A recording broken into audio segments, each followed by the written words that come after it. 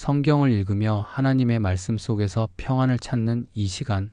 오늘은 야곱의 12아들 중 하나인 단에 대해 함께 묵상해 보겠습니다. 단 지파의 이야기는 우리에게 하나님의 공의와 은혜가 어떻게 조화를 이루는지 깊이 보여줍니다. 창세기 30장을 펼쳐보면 단의 탄생 이야기가 기록되어 있습니다. 라헬은 자신이 아이를 낳지 못하는 것에 대해 깊은 절망감을 느끼고 있었습니다. 언니 레아는 계속해서 아들들을 낳았지만 사랑받는 아내였던 라헬은 자녀가 없었기 때문입니다. 그래서 라헬은 자신의 몸종 비라를 야곱에게 주어 대신 아이를 낳게 했습니다. 비라가 임신하여 야곱에게 아들을 낳았을 때 라헬이 말했습니다. 하나님이 나를 신원하사 내 음성을 들으시고 내게 아들을 주셨다 하고 그 이름을 단이라 하였더라. 여기서 단이라는 이름은 히브리어로 다인데 이는 심판한다, 신원한다는 뜻입니다. 라헬은 하나님께서 자신의 억울함을 풀어주셨다고 여겼던 것입니다. 이 이름 속에는 깊은 의미가 담겨 있습니다. 단은 하나님의 공의로운 심판을 상징하는 이름입니다. 하나님은 공의로우신 분이시며 모든 불의와 억울함을 보시고 올바른 판단을 내리십니다. 라헬의 마음속 깊은 곳에 있던 아픔과 간절함을 아시고 그녀에게 위로와 소망을 주셨던 것입니다. 라헬의 상황을 좀 더 자세히 들여다보면 그녀의 마음을 이해할 수 있습니다. 고대 근동 지역에서 여성에게 가장 중요한 것 중 하나는 자녀를 낳는 것이었습니다. 특히 아들을 낳는 것은 여성의 지위와 직결되는 문제였습니다. 라헬은 야곱의 사랑을 받고 있었지만 자녀가 없다는 것은 그녀에게 큰 상처였습니다. 레아가 르우벤, 시므온, 레위, 유다를 차례로 낳으면서 야곱의 관심을 끌어가는 것을 보며 라헬의 마음은 얼마나 아팠겠습니까? 창세기 30장 1절에는 라헬이 자기가 야곱에게서 자식을 낳지 못함을 보고 그의 언니를 투기하여 야곱에게 이르되 내게 자식을 낳아주지 아니하면 내가 죽겠노라 하였다고 기록되어 있습니다. 이런 절망적인 상황에서 라헬이 비라를 통해 아들을 얻었을 때 그녀는 하나님께서 자신의 억울함을 풀어주셨다고 고백했습니다. 단이라는 이름에는 라헬의 이런 마음이 고스란히 담겨 있습니다. 하나님께서 자신을 잊지 않으시고 자신의 간절한 기도를 들어주셨다는 감사와 안도감이 들어있는 것입니다. 야곱이 죽기 전에 자신의 아들들을 축복할 때 단에 대해서는 특별한 예언을 했습니다. 창세기 49장 16절에서 17절을 보면 단은 이스라엘의 한 지파같이 그의 백성을 심판하리로다. 단은 길의 뱀이요 첩경의 독사리로다. 말 발꿈치를 물어서 그 자를 뒤로 떨어뜨리리로다 하였습니다. 이 축복에서 우리는 단 지파의 특성을 엿볼 수 있습니다. 단은 심판하는 지파가 될 것이라고 했습니다. 이는 단순히 다른 사람을 판단한다는 의미가 아니라 하나님의 공의를 대신 실행하는 역할을 맡게 될 것이라는 뜻입니다. 또한 뱀과 독사로 비유한 것은 단지파가 기민하고 전략적인 특성을 가지게 될 것임을 보여줍니다. 뱀이라는 상징을 부정적으로만 볼 필요는 없습니다. 성경에서 뱀은 때로 지혜를 상징하기도 합니다. 예수님께서도 제자들에게 뱀같이 지혜롭고 비둘기같이 순결하라고 말씀하셨습니다. 단 지파는 원수들을 대적할 때 지혜롭고 기민하게 행동할 것이라는 의미로 해석할 수 있습니다. 길의 뱀, 첩경의 독사라는 표현도 흥미롭습니다. 이는 단 지파가 적들의 길목을 지키고 예상치 못한 곳에서 나타나 적을 무찌를 것임을 의미합니다. 말 발꿈치를 물어서 그 자를 뒤로 떨어뜨린다는 것은 강한 적이라도 급소를 공격하여 쓰러뜨릴 지혜와 용기를 가지게 될 것이라는 뜻입니다. 그런데 여기서 흥미로운 점은 야곱이 단에 대한 축복을 한 직후에 갑자기 여호와여 나는 주의 구원을 기다리나이다 라고 고백했다는 것입니다. 이는 단 지파에 대한 예언이 단순히 축복만이 아님을 암시합니다. 야곱은 영감을 통해 단 지파의 미래에 일어날 일들을 내다보았고 그것이 하나님의 구원이 필요한 상황임을 알았던 것 같습니다. 실제로 단 지파의 역사를 살펴보면 그들은 하나님의 공의를 실행하는 역할을 감당했지만 동시에 우상 숭배의 유혹에 빠지기도 했습니다. 이것이 바로 인간의 연약함입니다. 하나님께서 주신 은사와 능력도 올바르게 사용하지 못하면 오히려 타락의 도구가 될 수 있다는 것을 단 지파의 이야기가 잘 보여줍니다. 하지만 이 모든 것을 아시는 하나님께서는 단 지파를 통해서도 당신의 뜻을 이루어 가셨습니다. 단이라는 이름 자체가 하나님의 심판과 공의를 나타내듯이 하나님은 모든 일에서 당신의 의로우심을 드러내십니다. 비록 인간이 연약하고 실수할지라도 하나님의 계획은 결코 좌절되지 않습니다. 단의 출생 과정에서도 우리는 하나님의 깊은 사랑을 볼 수 있습니다. 라헬의 아픔을 아시고 그녀에게 위로를 주셨습니다. 비록 몸종을 통해서였지만 라헬은 자신도 어머니가 될 수 있다는 소망을 얻었습니다. 이것이 바로 하나님의 은혜입니다. 우리의 부족함과 연약함을 아시고 그 가운데서도 당신의 사랑을 베푸시는 것입니다. 단 지파의 이름이 가진 의미를 통해 우리는 하나님의 성품을 더 깊이 이해할 수 있습니다. 하나님은 공의로우신 분이시지만 동시에 자비로우신 분이십니다. 잘못된 것은 반드시 심판하시지만 회개하는 마음에는 용서와 회복의 기회를 주십니다. 이것이 단 지파의 이야기가 우리에게 주는 첫 번째 교훈입니다. 라헬이 단을 낳고 하나님이 나를 신원하셨다고 고백한 것처럼 우리도 어려운 상황에서 하나님의 공의로운 돌보심을 믿을 수 있습니다. 하나님은 우리의 억울함과 아픔을 다 아시고 때가 되면 반드시 올바른 판단을 내리십니다. 우리는 다만 하나님을 신뢰하고 기다리면 됩니다. 이스라엘 백성들이 이집트에서 나와 광야 생활을 마치고 가나안 땅에 정착할 때 단 지파에게도 기업이 주어졌습니다. 여호수아 19장을 보면 단 자손의 지파를 위하여 그들의 가족대로 7째 제비를 뽑았다고 기록되어 있습니다. 단 지파가 받은 땅은 가나안 서쪽 해안 지역이었습니다. 그런데 단 지파에게 주어진 땅에는 특별한 의미가 있었습니다. 그들의 영토는 블레셋 족속과 인접한 곳이었습니다. 블레셋은 이스라엘의 강력한 적이었고 끊임없이 이스라엘을 괴롭히던 민족이었습니다. 하나님께서 단 지파를 그곳에 배치하신 것은 우연이 아니었습니다. 단이라는 이름이 심판을 의미하듯이 하나님의 원수들과 맞서 싸우는 최전선의 단 지파를 세우신 것입니다. 단 지파 중에서 가장 유명한 인물은 바로 삼손입니다. 사사기 13장부터 16장까지는 삼손의 이야기로 가득합니다. 삼손의 출생부터가 특별했습니다. 단 지파 사람 마노아의 아내가 임신하지 못하여 자녀가 없었는데 여호와의 사자가 나타나 말했습니다. 보라, 내가 임신하여 아들을 낳으리니 그의 머리 위에 삭도를 대지 말라. 이 아이는 태에서 나옴으로부터 하나님께 바쳐진 나실인이 될 것임이라. 삼손의 이야기는 단 지파의 특성을 잘 보여줍니다. 하나님께서 삼손에게 주신 능력은 놀라웠습니다. 맨손으로 사자를 찢고 나귀의 턱뼈로 1000명의 블레셋 사람을 죽였습니다. 블레셋의 성문을 뽑아서 산 꼭대기까지 옮겨가기도 했습니다. 이 모든 능력은 하나님께서 주신 것이었습니다. 삼손이 사자를 찢은 이야기를 보면 하나님의 능력이 얼마나 놀라운지 알 수 있습니다. 사사기 14장 6절에 여호와의 영이 삼손에게 강하게 임하니 그가 손에 아무것도 없이 그 사자를 염소 새끼를 찢는 것 같이 찢었으나 그는 자기가 행한 일을 부모에게 알리지 아니하였더라고 기록되어 있습니다. 이는 단순한 육체적 힘이 아니라 하나님의 영이 임했을 때 나타나는 초자연적인 능력이었습니다. 레히에서 블레셋 사람 1000명을 죽인 사건도 마찬가지입니다. 사사기 15장 15절에 삼손이 나귀의 새 턱뼈를 보고 손을 내밀어 집어들고 그것으로 1000명을 죽이고라고 했습니다. 나귀의 턱뼈라는 보잘것없는 도구로 1000명을 죽인 것은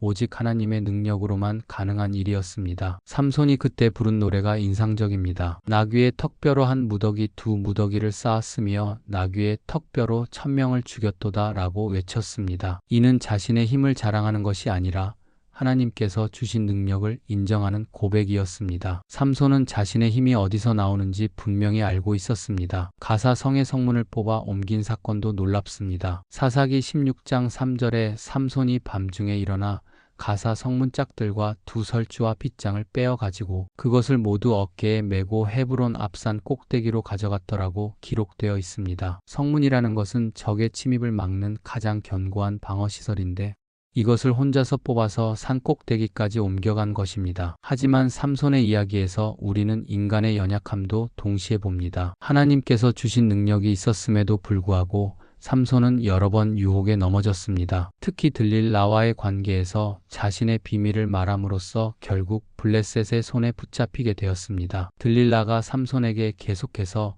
그의 힘의 비밀을 묻자 처음에는 거짓말로 둘러댔습니다. 새 활줄로 묶으면 힘이 없어진다고 하기도 하고 새 밧줄로 묶으면 된다고 하기도 했습니다. 하지만 들릴라의 끈질긴 요구에 결국 마음이 상하여 자신의 비밀을 털어놓았습니다. 사사기 16장 17절에 삼손이 자기의 마음을 다 그에게 털어놓고 이르되 내 머리 위에는 삭도를 대지 아니하였나니 이는 내가 모태에서부터 하나님의 나실인이 됨이라. 만일 내 머리가 밀리면 내 힘이 떠나고 나는 약하여져서 다른 사람과 같으리라 하니라고 기록되어 있습니다. 삼손의 실수는 단순히 비밀을 누설한 것이 아니었습니다. 그것은 하나님과의 언약을 경시한 것이었습니다. 나실인으로서 지켜야 할 서원을 가볍게 여긴 것이었습니다. 하나님께서 자신에게 주신 능력의 근원을 잊어버린 것이었습니다. 결국 삼손은 머리가 밀리면서 힘을 잃고 블레셋의 손에 붙잡혔습니다. 눈이 뽑히고 감옥에 갇힌 삼손의 모습은 안타깝기 그지없습니다. 하나님의 능력을 받은 자가 어떻게 이렇게 비참하게 될 수 있는지 보여주는 장면입니다. 사사기 16장 21절에 블레셋 사람들이 그를 붙들어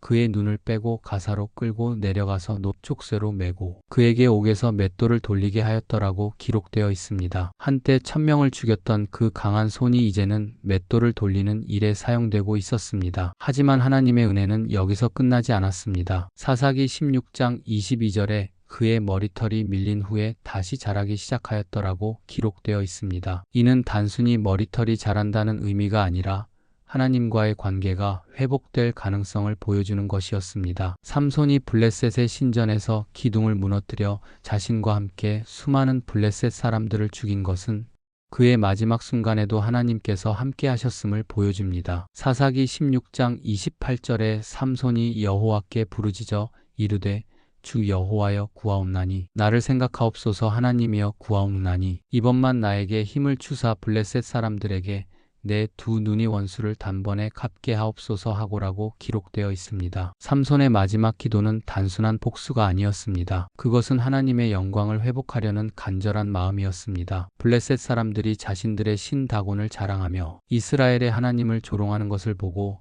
삼손은 마지막으로 하나님의 이름을 위해 목숨을 바치고자 했습니다. 사사기 16장 30절에 삼손이 이르되 블레셋 사람과 함께 죽기를 원하노라 하고 힘을 다하여 기둥을 당기매 그 집이 곧 무너져 그 안에 있던 모든 방백과 온 백성에게 덮이니 삼손이 죽을 때에 죽인 자가 살았을 때에 죽인 자보다 더욱 많았더라고 기록되어 있습니다. 이는 하나님께서 삼손의 마지막 기도를 들으시고 다시 한번 능력을 주셨음을 보여줍니다. 비록 삼손이 실수하고 넘어졌지만 하나님께서는 그를 완전히 버리지 않으셨습니다. 회개하는 마음으로 기도할 때 하나님께서는 다시 한번 기회를 주셨습니다. 삼손의 생애를 통해 우리는 하나님의 공의와 은혜가 어떻게 함께 나타나는지 볼 수 있습니다. 삼손이 범죄했을 때 하나님은 그를 징계하셨지만 완전히 버리지는 않으셨습니다. 마지막 순간에도 삼손의 기도를 들으시고 다시 한번 능력을 주셔서 하나님의 원수들을 심판하게 하셨습니다. 이것은 오늘날 우리에게도 큰 위로가 됩니다. 우리가 실수하고 넘어질 때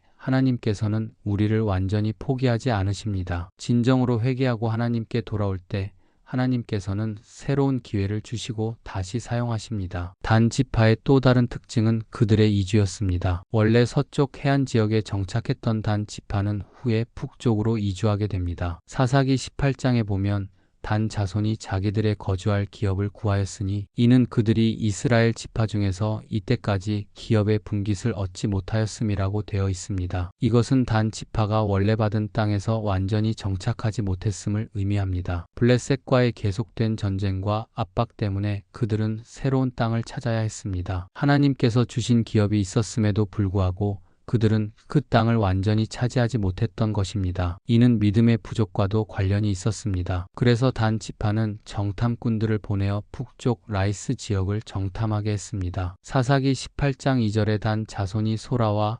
에스다올에서 자기들의 온 가족 중 용맹한 5사람을 보내어 땅을 정탐하고 살펴보게 하며 그들에게 이르되 너희는 가서 땅을 살펴보라 하매 그들이 에브라임 산지에 가서 미가의 집에 이르러 거기서 유숙하니라고 기록되어 있습니다. 단 지파가 보낸 5 정탐꾼들은 라이스에 이르러 그곳 백성을 본즉 염려 없이 거주하여 시돈 사람들의 풍속을 따라 조용하고 평안하며 그 땅에는 권세 잡은 자가 없어서 무엇이든지 부족함이 없다고 보고했습니다. 라이스는 갈릴리 바다 북쪽에 있는 비옥하고 풍요로운 땅이었습니다. 사사기 18장 9절과 10절에 그들이 이르되 일어나서 그들을 치러 올라가자 우리가 그 땅을 본즉 매우 좋더라 너희는 가만히 있느냐 나아가서 그 땅을 점령하기를 주저하지 말라 너희가 가면 평안한 백성을 만날 것이요. 그 땅은 넓고 그곳에는 세상에 있는 것이 부족함이 없느니라 하니라고 기록되어 있습니다. 이들의 보고를 들은 단 지파는 600명의 군사를 이끌고 라이스로 향했습니다. 하지만 이 과정에서 단 지파가 저지른 큰 잘못이 있었습니다. 그들이 라이스로 이주할 때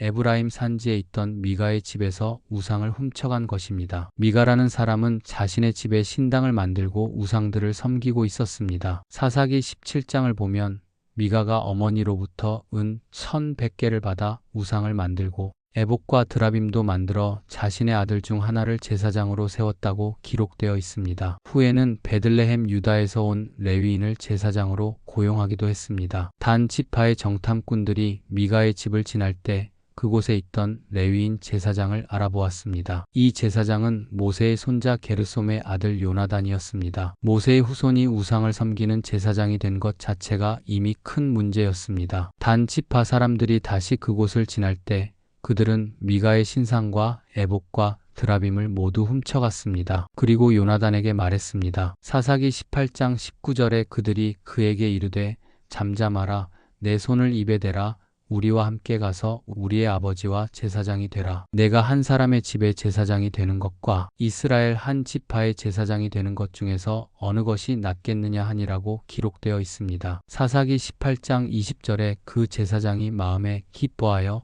에봇과 드라빔과 새긴 우상을 취하고 그 백성 중으로 들어가니라고 했습니다. 요나단은 더 큰 지위를 위해 기꺼이 단 지파를 따라갔습니다. 이것은 하나님의 종으로서 해서는 안 될 일이었습니다. 이렇게 해서 단 지파는 우상 숭배의 길로 접어들었습니다. 하나님의 심판을 실행해야 할 지파가 오히려 하나님을 배신하는 일을 저지른 것입니다. 이것은 매우 아이러니한 일이었습니다. 단이라는 이름이 심판을 의미했지만 정작 그들 자신이 하나님의 심판을 받을 만한 일을 한 것입니다. 단 지파의 라이스 정복 과정도 주목할 만합니다. 그들은 조용하고 평안하게 살던 라이스 사람들을 공격하여 그 성을 취했습니다. 사사기 18장 27절에 단 자손이 미가가 만든 것과 그의 제사장을 취하고 라이스에 이르러 한가하고 평안한 백성을 만나 칼날로 그들을 죽이고 불로 그 성읍을 사르고라고 기록되어 있습니다. 라이스 사람들은 아무런 잘못도 없이 평화롭게 살고 있었습니다. 그들은 시돈과 멀리 떨어져 있어서 도움을 받을 수도 없었고 다른 민족과도 교류가 없어서 방어할 준비도 되어 있지 않았습니다. 단 지파는 이런 무력한 백성들을 공격하여 그들의 땅을 빼앗은 것입니다. 사사기 18장 28절과 29절에 그 성읍을 건축하여 거기 거주하며 이스라엘의 소생 그들의 조상단의 이름을 따라 그 성읍을 단이라 하였더라. 그 성읍의 본 이름은 라이스였더라고 기록되어 있습니다. 이렇게 해서 단이라는 지명이 이스라엘 최북단에 생겨났습니다. 단에서 브엘세바까지라는 표현에서 단은 이스라엘의 북쪽 경계를 나타내게 되었습니다. 하지만 이 땅이 어떻게 얻어진 것인지를 생각하면 마음이 무겁습니다. 우상을 훔치고 무고한 백성을 죽여서 얻은 땅이었기 때문입니다. 하지만 이 새로운 정착지에서도 단 지파는 우상 숭배를 계속했습니다. 사사기 18장 30절에 단 자손이 자기들을 위하여 그 새긴 우상을 세웠고 모세의 손자 게르솜의 아들 요나단과 그의 자손은 단 지파의 제사장이 되어 이 백성이 사로잡히는 날까지 이르렀더라고 기록되어 있습니다. 여기서 특별히 주목할 점은 제사장 요나단이 모세의 손자라는 사실입니다. 하나님의 종 모세의 후손이 우상 숭배의 제사장이 된 것입니다. 이것은 얼마나 슬픈 일입니까? 하나님의 율법을 받았던 모세의 혈통에서 나온 사람이 하나님을 배신하고 우상을 섬기는 일에 앞장선 것입니다. 이런 일들이 일어나게 된 배경에는 사사시대의 영적 혼란이 있었습니다. 사사기 마지막 구절인 21장 25절에 그때에 이스라엘의 왕이 없으므로 사람이 각각 자기의 소견에 옳은 대로 행하였더라고 기록된 것처럼 백성들이 하나님의 말씀을 떠나 자기 마음대로 살았던 시대였습니다. 단 지파의 우상 숭배는 후에 더 큰 문제로 발전했습니다. 열왕기상 12장을 보면 북이스라엘의 여로보암 왕이 금송아지를 만들어 하나는 베델에 하나는 단에 두었다고 기록되어 있습니다. 단 지파가 일찍부터 우상 숭배에 빠져 있었기 때문에 그곳이 금송아지 우상의 중심지 중 하나가 된 것입니다. 여로보암이 백성들에게 말하기를 너희가 예루살렘에 올라갈 것이 너무 번거로우니 이스라엘아 이는 너희를 애굽 땅에서 인도하여 올린 너희의 신들이라 하고 하나는 베델에 두고 하나는 단에 두었더라고 했습니다. 이렇게 해서 단은 우상 숭배의 대명사가 되었습니다. 단에서 브엘세바까지라는 표현에서 단은 이스라엘 북쪽 끝을 의미했는데 동시에 우상 숭배의 북쪽 거점이 되기도 했습니다. 하나님의 백성들이 예루살렘 성전 대신 단으로 가서 금송아지에게 절하는 일이 벌어진 것입니다. 아모스 8장 14절에 사마리아의 죄된 우상을 가리켜 맹세하여 이르기를 단아 내 신들이 살아있다 하며 또는 브엘세바가 사는 길이라 하는 자들은 엎드러질 것이라 다시 일어나지 못하리라고 기록된 것을 보면 단이 얼마나 깊이 우상 숭배에 빠져 있었는지 알 수 있습니다. 이처럼 단 지파는 하나님의 공의를 실행해야 할 사명을 받았음에도 불구하고 결국 우상 숭배의 길로 빠져들었습니다. 이것이 바로 인간의 연약함입니다. 아무리 하나님께로부터 귀한 사명을 받았다 할지라도 인간은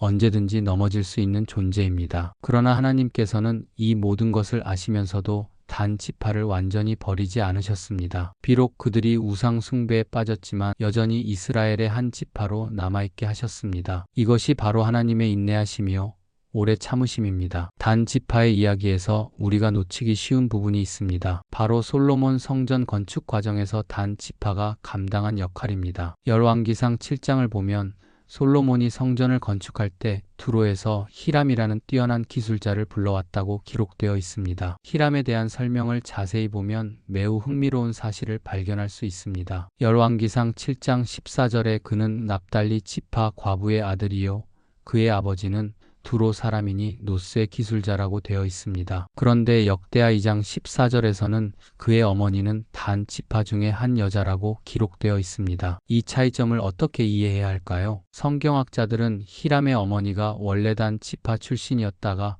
납달리 지파로 시집을 갔을 가능성이 높다고 봅니다. 어떤 이유로든 남편이 죽은 후 과부가 되어 두로 사람과 재혼했을 것으로 추정됩니다. 중요한 것은 히람이 단 지파의 혈통을 이어받았다는 사실입니다. 히람은 노스의 세공에 뛰어난 기술을 가진 장인이었습니다. 열왕기상 7장 14절에 그는 지혜와 총명과 재능이 가득하여 노스로 모든 일을 하는 자더라고 기록되어 있습니다. 솔로몬 성전의 가장 중요한 기물들이 그의 손을 통해 만들어졌습니다. 성전 앞에 세워진 두 녹기둥인 야긴과 보아스도 히람이 만들었습니다. 열왕기상 7장 15절에서 16절을 보면 그가 녹기둥 둘을 만들었는데 그 높이는 각각 18규빗이요 그 둘레는 12규빗 되는 줄로 잴만하며 또 놋을 부어서 기둥 머리를 만들어 기둥 꼭대기에 두었는데 한 머리의 높이도 5규빗이요 또 한 머리의 높이도 5규빗이라고 기록되어 있습니다. 야긴과 보아스 기둥은 특별한 의미를 가지고 있었습니다. 야긴은 그가 세우실 것이라는 뜻이고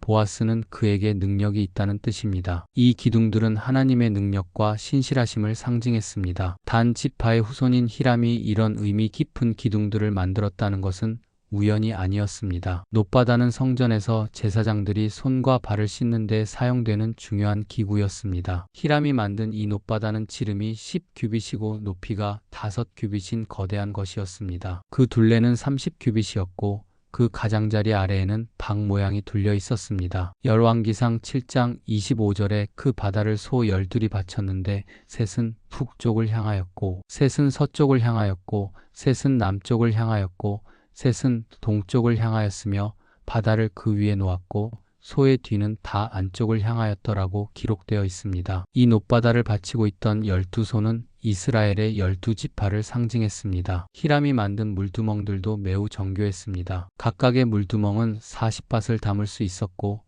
지름이 4규빗이었습니다. 이 물두멍들은 받침 위에 놓여졌는데 그 받침들도 히람의 세밀한 솜씨로 만들어졌습니다. 받침에는 사자와 소와 그룹들이 새겨져 있었고 화환 무늬로 장식되어 있었습니다. 열왕기상 7장 29절의 받침 사이 가장자리에는 사자와 소와 그룹들이 있고 또 사자와 소 위와 아래에는 화환 모양이 새겨져 있으며라고 기록되어 있습니다. 이 모든 장식들은 단순한 미적 요소가 아니라 깊은 영적 의미를 담고 있었습니다. 이 모든 기물들이 만들어지는 과정을 상상해 보십시오. 히람은 단순히 기술만으로 이런 작품들을 만든 것이 아니었습니다. 성경은 그에게 지혜와 총명과 재능이 가득하다고 기록하고 있습니다. 하나님께서 그에게 특별한 은사를 주셔서 성전 건축에 필요한 기물들을 만들 수 있게 하신 것입니다. 출애굽기에서 성막을 만들 때 하나님께서 부사렐에게 지혜와 총명을 주셨던 것처럼 솔로몬 성전을 건축할 때도 하나님께서는 히람에게 특별한 능력을 주셨습니다. 출애굽기 31장 3절에 하나님의 영을 그에게 충만하게 하여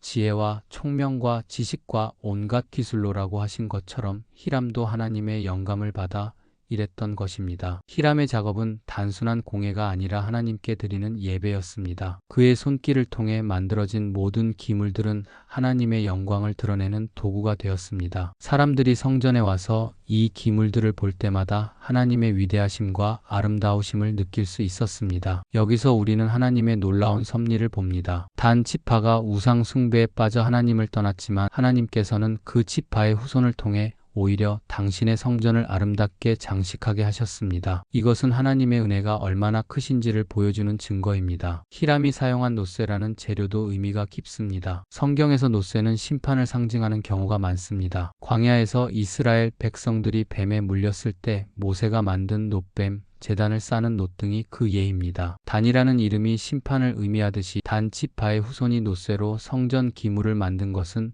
우연의 일치가 아닙니다. 하나님의 성전에서 놋으로 만든 기물들은 죄에 대한 하나님의 공의로운 심판과 동시에 회개하는 자에게 주시는 용서와 정결함을 상징했습니다. 제사장들이 놋바다에서 손과 발을 씻는 것은 하나님 앞에 나아가기 전에 자신을 깨끗이 해야 함을 의미했습니다. 레위기 16장 4절에 거룩한 세마포 속옷을 입으며 세마포 고이를 살 위에 입고 세마포 띠를 띠며 세마포관을 쓸지니 이것들은 거룩한 옷이라 물로 그의 몸을 씻고 입을 것이며라고 기록된 것처럼 정결은 하나님께 나아가는 필수 조건이었습니다. 히람의 작업 과정에서 우리는 또 다른 교훈을 얻을 수 있습니다. 그는 자신에게 주어진 달란트를 최대한 발휘하여 하나님께 영광을 돌렸습니다. 비록 그의 출생 배경이 복잡했고 이방인의 혈통도 섞여 있었지만 하나님께서는 그를 사용하셔서 귀한 일을 하게 하셨습니다. 이것은 오늘날 우리에게도 큰 위로가 됩니다. 우리의 과거가 어떠하든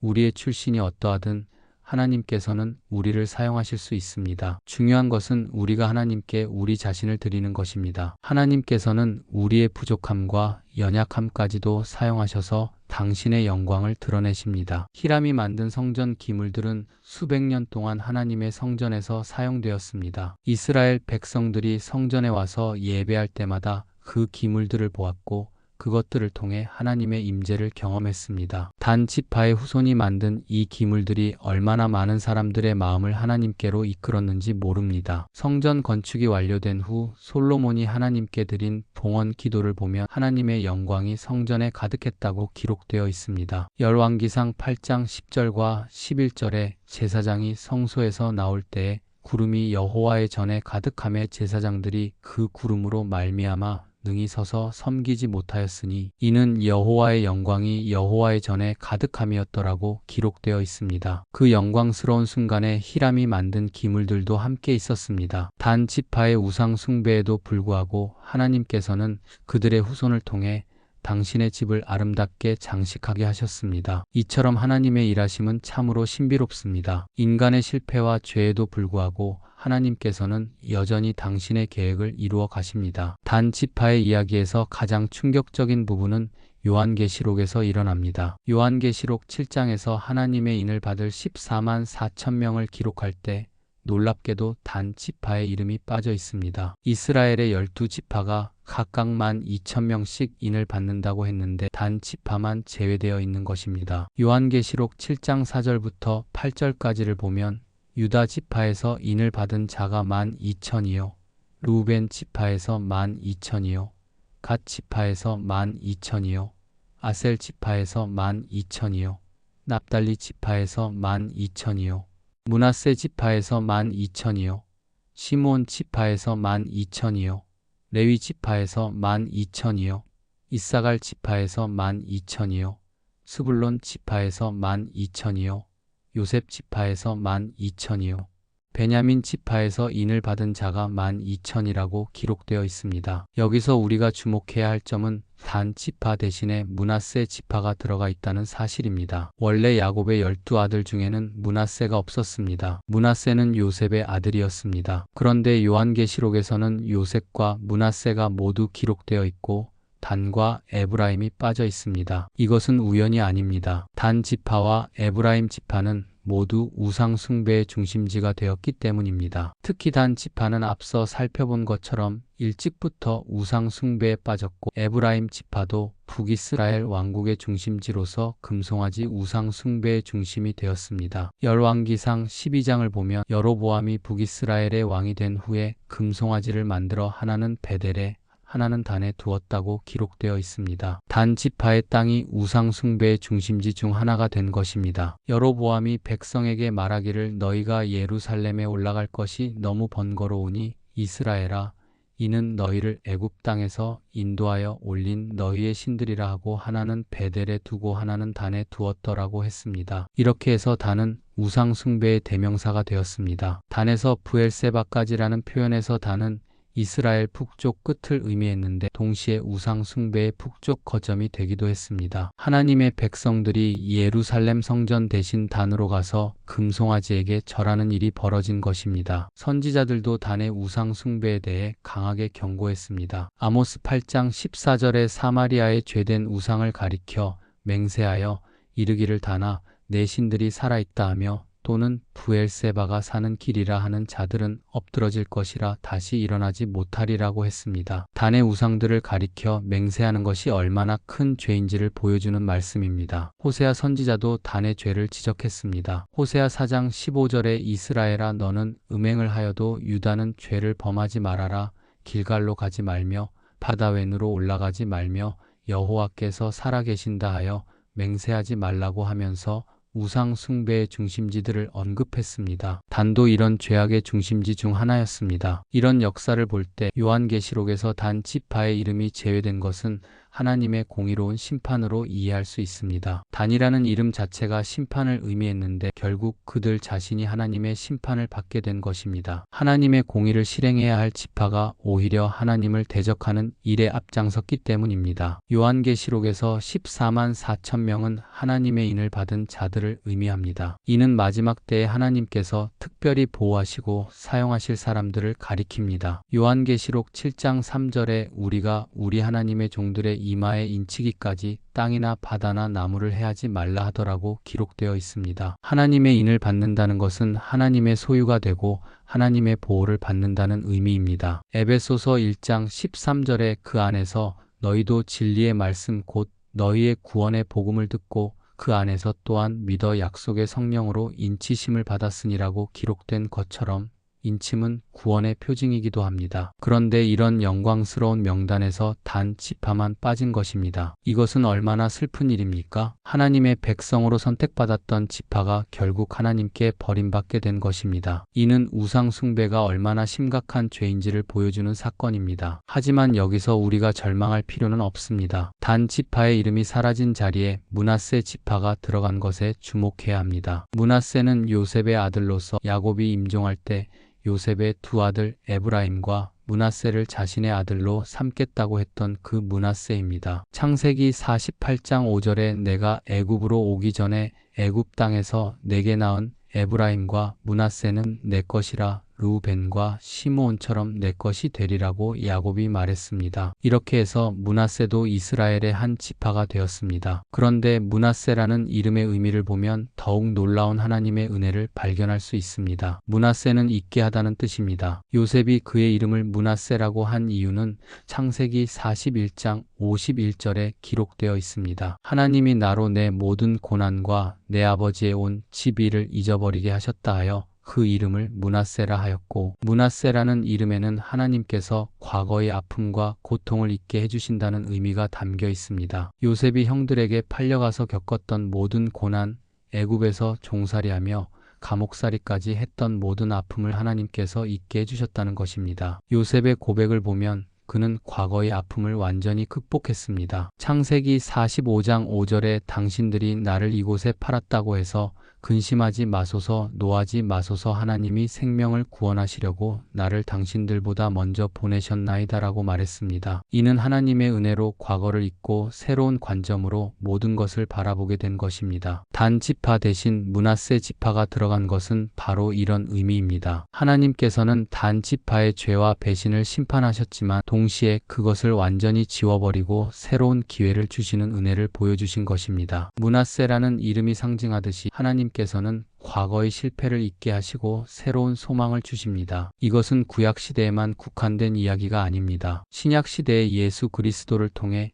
이루어진 구원에서도 같은 원리를 볼 수 있습니다. 우리가 예수님을 믿고 회개할 때 하나님께서는 우리의 모든 죄를 용서하시고 깨끗하게 씻어주십니다. 고린도후서 5장 17절에 그런즉 누구든지 그리스도 안에 있으면 새로운 피조물이라 이전 것은 지나갔으니 보라 새 것이 되었도다 라고 기록된 것처럼 하나님의 은혜는 우리의 과거를 완전히 새롭게 만들어줍니다. 과거의 모든 허물과 실수를 기억하지 않으시고 우리를 새로운 피조물로 만들어주십니다. 이사야 43장 25절에 나 곧 나는 나를 위하여 내 허물을 도말하는 자니 내 죄를 기억하지 아니하리라고 하신 하나님의 약속이 바로 이것입니다. 하나님께서는 우리의 죄를 완전히 지워버리시고 기억하지 않으십니다. 단 지파의 이름이 사라진 것은 슬픈 일이지만 동시에 하나님의 공의로운 성품을 보여주는 사건이기도 합니다. 하나님은 죄에 대해서는 반드시 심판하시는 분이십니다. 아무리 하나님의 백성이라 할지라도 계속해서 하나님을 배신하고 우상을 섬기면 결국 심판을 받게 됩니다. 하지만 그 심판 가운데서도 하나님의 자비하심을 볼 수 있습니다. 단 지파를 완전히 멸하신 것이 아니라 그들의 자리에 므낫세를 두심으로써 여전히 12지파의 수를 유지하셨습니다. 이것은 하나님의 언약에 대한 신실하심을 보여줍니다. 하나님께서 아브라함과 이삭과 야곱에게 약속하신 것은 변하지 않습니다. 비록 인간이 실패하고 넘어질지라도 하나님의 약속은 반드시 성취됩니다. 단 지파의 실패가 하나님의 계획을 좌절시킬 수는 없었습니다. 단 지파의 이야기를 마무리하면서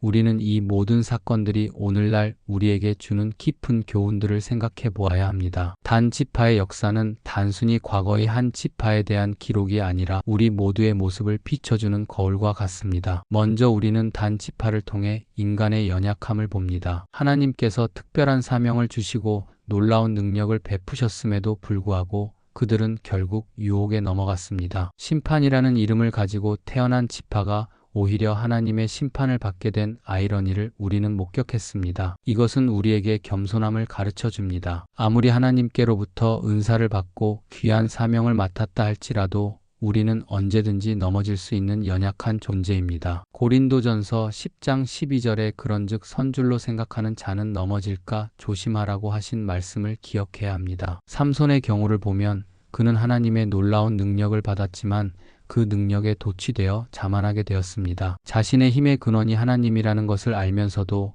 점점 그것을 당연하게 여기기 시작했습니다. 들릴라의 유혹 앞에서 결국 무너진 것은 영적 경계심을 잃었기 때문입니다. 우리 시대에도 비슷한 일들이 일어납니다. 하나님께서 주신 달란트와 은사를 자신의 것으로 착각하고 하나님의 영광보다 자신의 영광을 구하다가 넘어지는 경우를 자주 봅니다. 단 지파의 이야기는 우리에게 항상 깨어 있어야 한다는 경고의 메시지를 줍니다. 하지만 단 지파의 이야기에서 절망만을 보아서는 안 됩니다. 오히려 그들의 실패를 통해 하나님의 놀라운 은혜를 더 깊이 깨달을 수 있습니다. 하나님께서는 단 지파가 우상 숭배에 빠졌음에도 불구하고 그들을 완전히 버리지 않으셨습니다. 솔로몬 성전 건축에 히람을 사용하신 것을 보면 하나님께서는 단 지파의 혈통까지도 당신의 영광을 위해 사용하셨습니다. 이것은 하나님의 은혜가 얼마나 크신지를 보여주는 증거입니다. 인간의 실패에도 불구하고 하나님의 계획은 계속 진행됩니다. 요한계시록에서 단 지파 대신 므낫세 지파가 들어간 것도 마찬가지입니다. 하나님께서는 심판하시지만 동시에 회복의 길도 열어주십니다. 므낫세라는 이름이 있게 하다는 뜻인 것처럼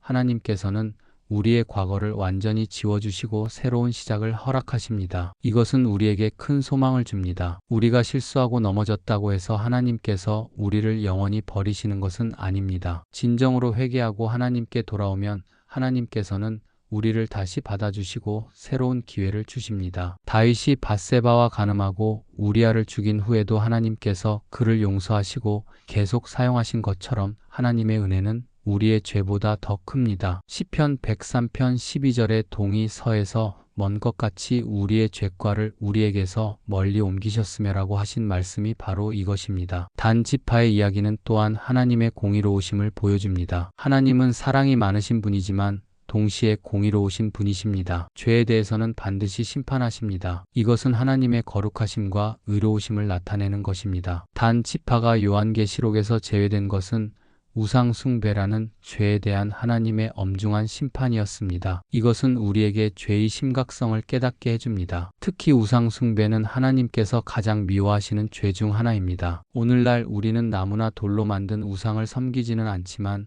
다른 형태의 우상들을 섬길 수 있습니다. 돈, 명예, 권력, 쾌락 등이 하나님보다 더 중요하게 여겨질 때 그것들이 우상이 됩니다. 단 지파의 경고를 통해 우리는 이런 현대적 우상들을 경계해야 합니다. 하지만 하나님의 심판 가운데서도 희망은 있습니다. 단 지파의 자리에 므낫세가 들어간 것처럼 하나님께서는 항상 회복의 길을 열어두고 계십니다. 열왕기하 21장을 보면 므낫세는 역사상 가장 악한 왕 중 하나였습니다. 하지만 그도 나중에 회개했을 때 하나님께서 용서해 주셨습니다. 역대하 33장 12절과 13절에 그가 환난을 당하여 그의 하나님 여호와께 간구하고 그의 조상들의 하나님 앞에 크게 겸손하여 기도하며 하나님이 그의 기도를 받으시며 그의 간구를 들으시고 그를 예루살렘에 돌려보내어 그의 나라를 회복시켜 주신지라고 기록되어 있습니다. 이것은 하나님의 용서와 회복의 능력이 얼마나 크신지를 보여줍니다. 아무리 깊이 타락했다 할지라도 진심으로 회개하면 하나님께서는 용서해 주시고 회복시켜 주십니다. 단 지파의 이야기도 마찬가지입니다. 비록 그들이 실패했지만